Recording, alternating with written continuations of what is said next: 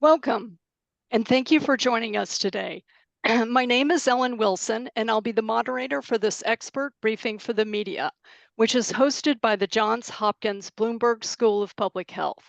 Today's experts will discuss trends in tobacco use, including the implications of new graphic warning requirements for cigarette packages and ads, and concerns involving products like nicotine pouches and e-cigarettes. I'd like to briefly introduce our speakers. Joanna Cohen is the Bloomberg Professor of Disease Prevention, Chair of the school's Department of Health, Behavior, and Society, and Director of the Institute for Global Tobacco Control at the Johns Hopkins Bloomberg School of Public Health. Johannes Thrul is an Associate Professor in the Department of Mental Health at the Johns Hopkins Bloomberg School of Public Health. We will have time for questions following our speakers' remarks. We will take some that have been submitted in advance of the briefing and some from the Zoom chat. If you have a question, please enter it in the Zoom chat addressed to panelists and hosts. Please enter your name, media outlet in question. We hope to cover as many as possible. Please note that participants are welcome to use images, video, or quotes directly from the briefing, and that the content is for immediate release. Participants will be muted during this briefing and it will be recorded. Let's go ahead and start with the first question.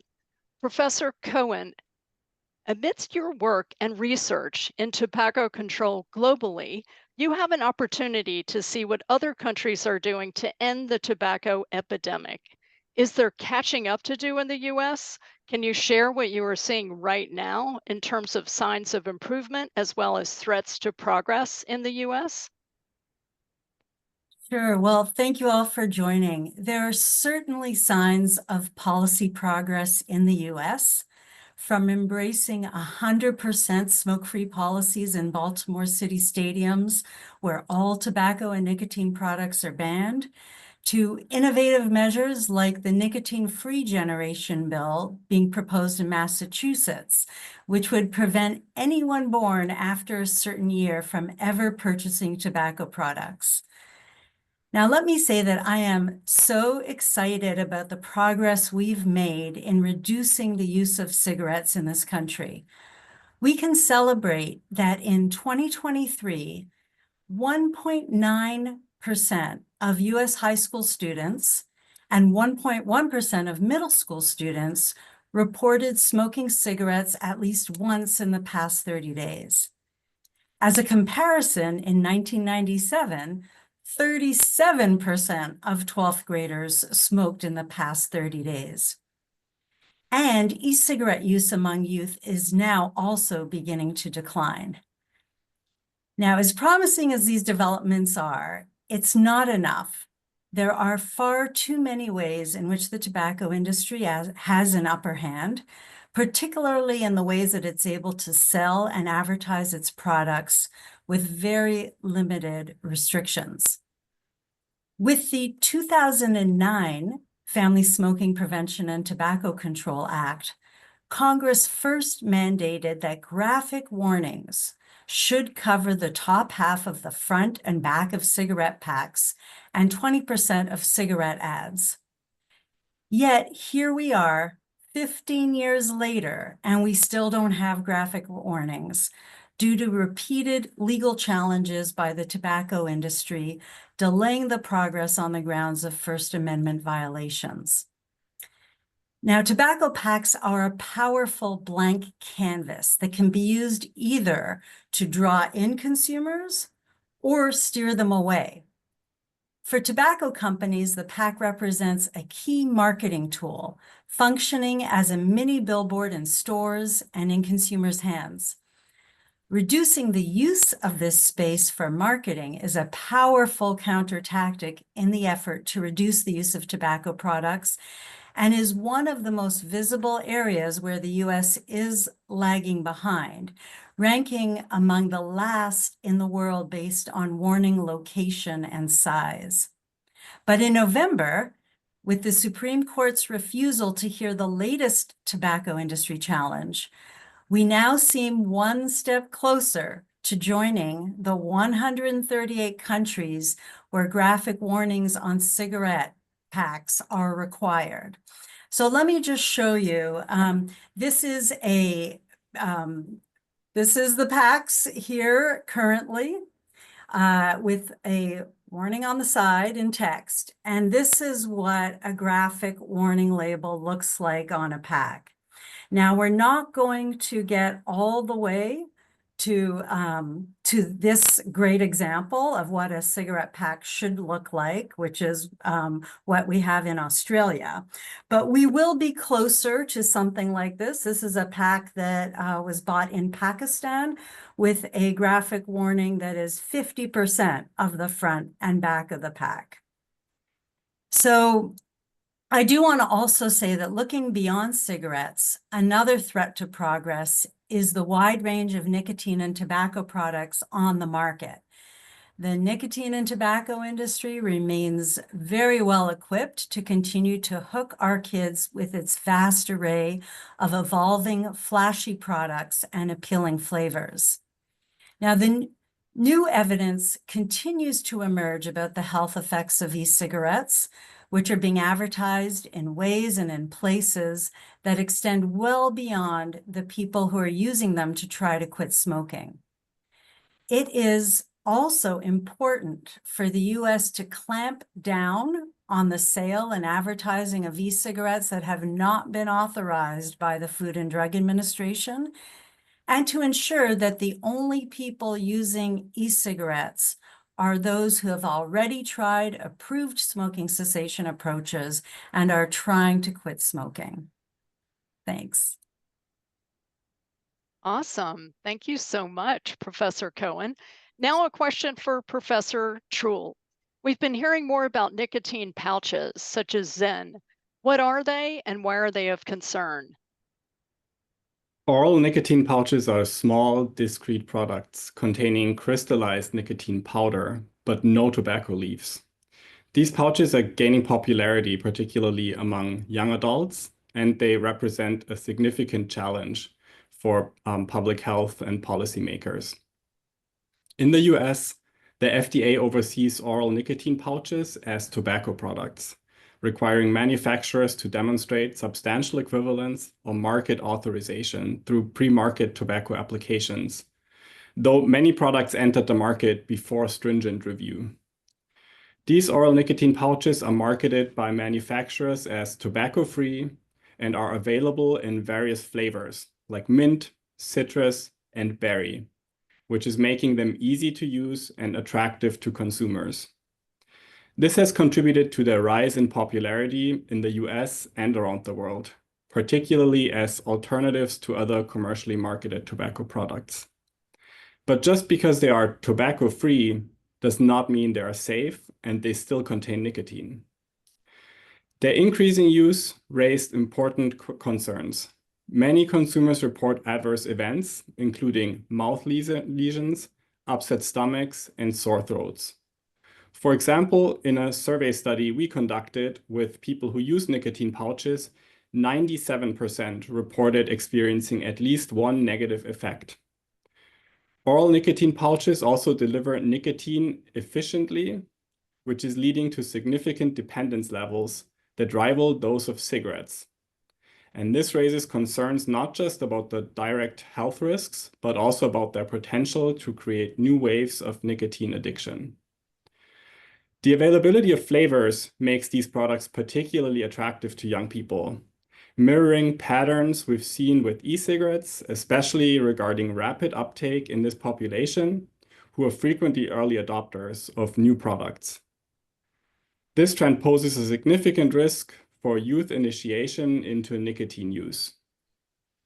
From the nicotine pouch advertisements we are tracking, we see that potentially youth-appealing claims like those that highlight flavors and convenience of use are common and have increased over time. This gives us some reason for concern that these ads are predominantly targeting young people. At the same time, if these oral nicotine pouches reach predominantly established smokers, they could serve as harm reduction tools, offering potentially lower risk alternatives for people who smoke that are looking to quit combustible tobacco. While this is an area worth exploring, the benefits must be weighed carefully against the risks of increasing nicotine use among youth and consumers who don't already smoke. Thoughtful and evidence-based regulation are critical to limit advertising, youth access, and ensure transparency about health risks and monitor long-term outcomes. Thank you. Thank you, Professor Thrul. Now we will take questions. A reminder, if you have a question, please enter it in the Zoom chat with your name, media outlet, question, and to whom you'd like to address your question. Let's take the first question from John Daly with Colorado Public Radio for Professor Cohen first, and Professor Thrul, feel free to chime in. Can you summarize the latest understanding about the health risks of vaping, including for young people? Increasingly, industry, including traditional tobacco giants, seem to be pivoting to equating vaping with harm reduction. What's your take on that? Right. Well, let's be clear that no tobacco products, including vapes, are safe. E-cigarette aerosol can contain harmful substances, including cancer-causing chemicals, heavy metals such as nickel, tin, and lead, and volatile organic compounds, which damage your liver, kidney, and central nervous system.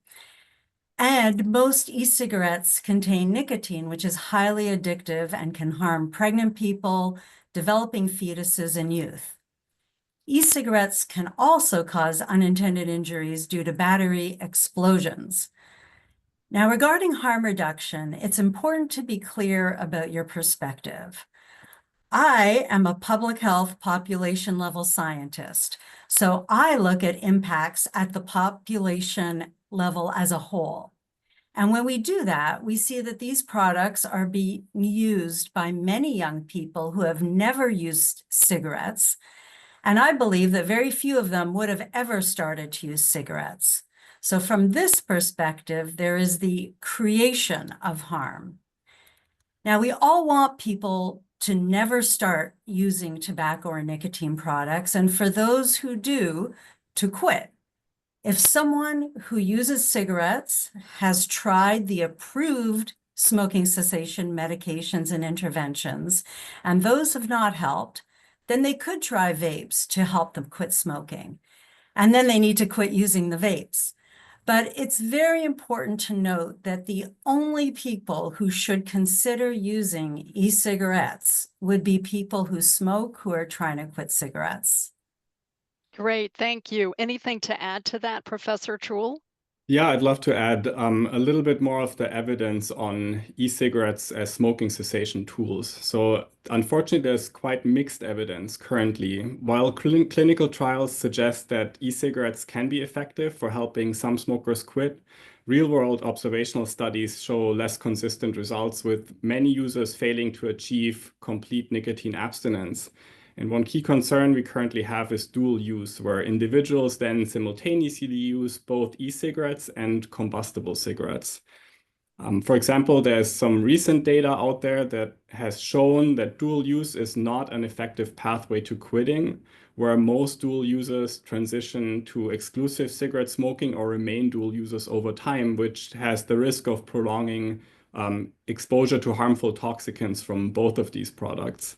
And this prolonged use also increases nicotine dependence and diminishes the potential for harm reduction benefits of e-cigarettes. So dual use really complicates the public health effort by reinforcing smoking behaviors rather than fully replacing them. And these findings underscore the need for targeted interventions to discourage dual use and promote complete cessation as the ultimate goal. Great, thank you so much. For the next question, we'll also start with you, Professor Thrul. Here is a question from Grace Wade with New Scientist. How would you compare the risk of nicotine pouches to, say, nicotine gum or patches? Do we have a good understanding of the health effects of just nicotine? Yeah, so nicotine pouches like gum or patches are often marketed as lower risk alternatives to combustible tobacco, but they do differ significantly in their regulatory oversight, design, and usage patterns.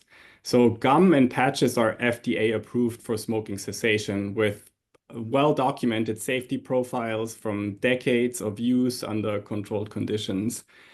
These products deliver nicotine while minimizing the addictive potential and reducing the health risks. In contrast to that, nicotine pouches are not FDA approved for cessation, and they deliver nicotine much more rapidly, which is raising concern about dependence and potential overuse and addiction. They are widely available in flavored options, which may appeal to youth and non-smokers and may increase the risk of initiation. And these pouches likely present fewer risks than smoking. Their long-term health effects are understudied. Frankly, they have not been around for long enough. And particularly regarding oral health and the cumulative impact of frequent high-dose nicotine exposure. So regarding nicotine itself, I think we know that it's not the primary cause of tobacco-related diseases like cancer. It's also not benign. Nicotine is highly addictive, can elevate heart rate, blood pressure, may have adverse effects on fetal development and brain development, brain maturation, particularly in adolescents. And I think in general, more research is needed to fully understand the broader health implications of nicotine use in isolation, particularly in these emerging products like pouches that differ significantly in their delivery mechanism and patterns of use from any of the established products we know. Great, thank you. Would you like to add to that, Professor Cohen? No, that's great. Okay, fantastic. Here is, wait a second, 1 second. Here is a question from Caroline Forback with WJZ TV for Professor Cohen. What is the biggest obstacle to getting graphic warnings on the packages? Realistically, when could we start seeing packages with these warnings on the shelves? How effective have the graphic warnings been in the countries that already use them?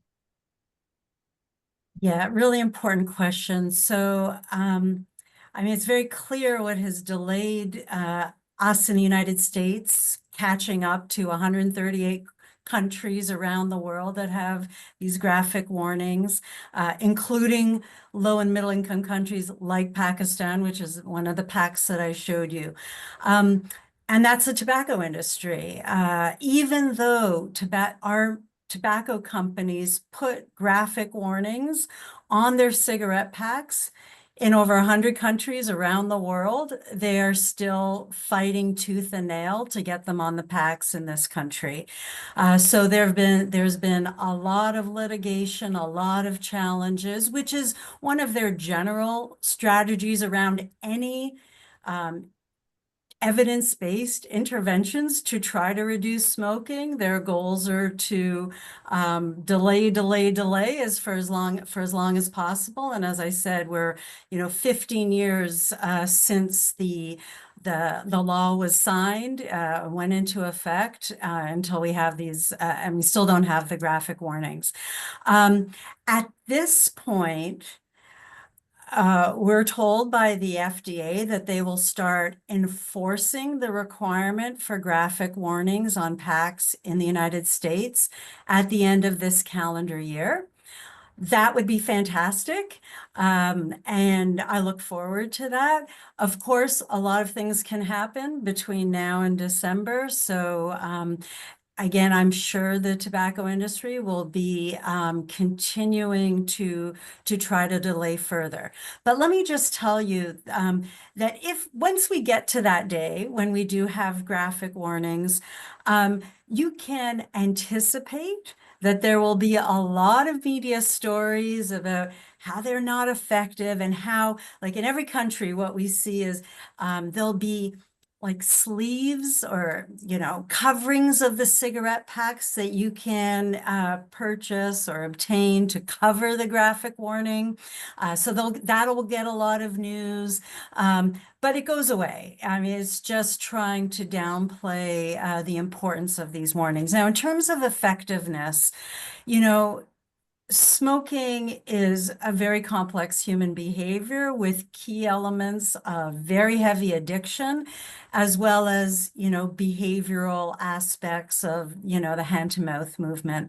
So you can't expect a picture and some words to, change everyone's behavior just like that, particularly people who've been smoking for a long time. But what we see is it changes future smoking. And so people who, are younger generations who have not started using these products become even less interested because the pack looks, as it should, as a packaging of a dangerous product. So, and these are also really important, the graphic warnings, for informing consumers about the health impacts of the product. I'll just end quickly by saying when you get prescription pharmaceutical product, there's always, paper inside that you unfold, and it lists all the potential negative impacts of the drug and the side effects that it can cause.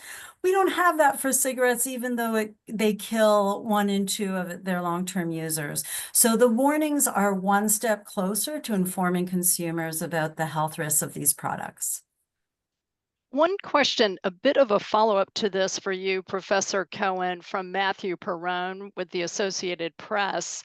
Can the FDA under President-elect Trump, can the FDA elect to not move ahead with the requirement for graphic warning labels? And if they did, what recourse would public health organizations have to force the agency to take action? So the short answer is yes, the FDA. I mean, we've seen this before in the Trump administration, where the FDA was trying to gain regulatory authority over e-cigarettes, and the date of that becoming being in effect kept moving and pushing further away. So yes, that can certainly happen.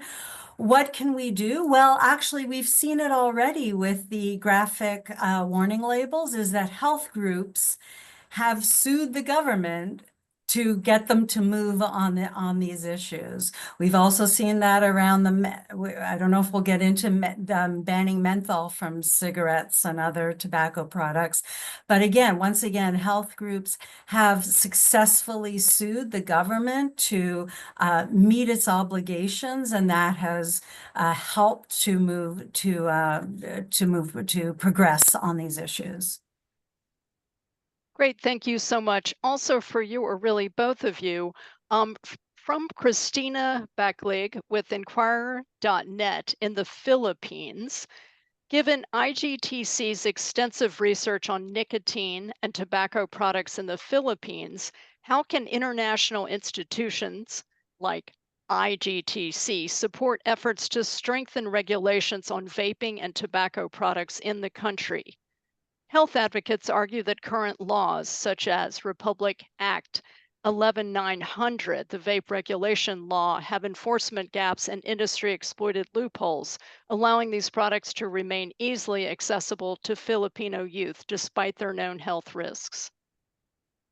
Well, maybe I'll start with that, and thank you. I mean, the Philippines has in the past done a lot to try to reduce death and disease caused by tobacco products, including a very strong tobacco tax a number of years ago. So I just want to congratulate the country for that.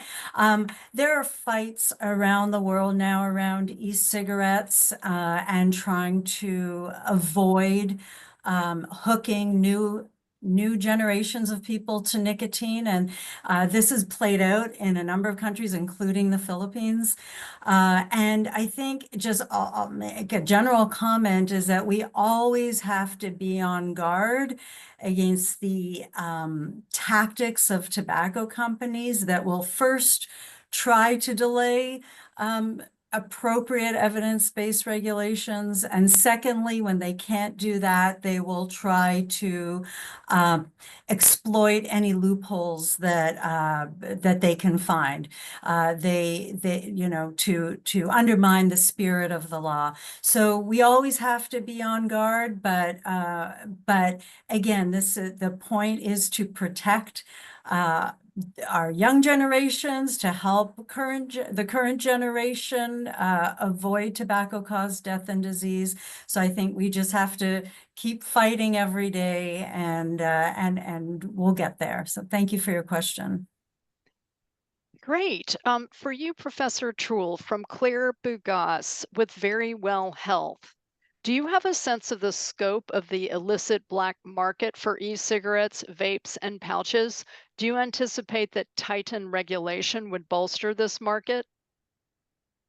Yeah, this is an interesting question, and I think we hear this a lot. It tends to be an argument that is used by industry to avoid regulation.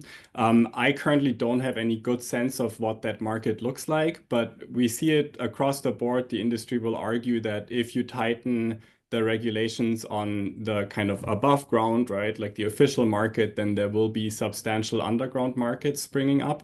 I don't think we have seen any evidence of this around the world. And in my mind, this tends to be more of an industry-driven argument to avoid regulation that we know has evidence behind it to reduce death and disease from tobacco. Great, thank you. Here's a question from Benedict King with BBC for Professor Cohen. What is the evidence for the health impact of heated tobacco products such as IQOS or Plume versus cigarettes and vapes? Thank you. So for those who don't know, heated tobacco products heat tobacco to produce an aerosol that contains nicotine that people inhale, whereas cigarettes burn tobacco, not just heat it, and e-cigarettes heat a nicotine liquid to produce an inhalable aerosol. So I'll just say that studies have shown that heated tobacco products can lead to a temporary increase in blood pressure, heart rate, and arterial stiffness, which are all risk factors for cardiovascular disease. They can release toxic chemicals and may produce irritation and inflammation of the airways.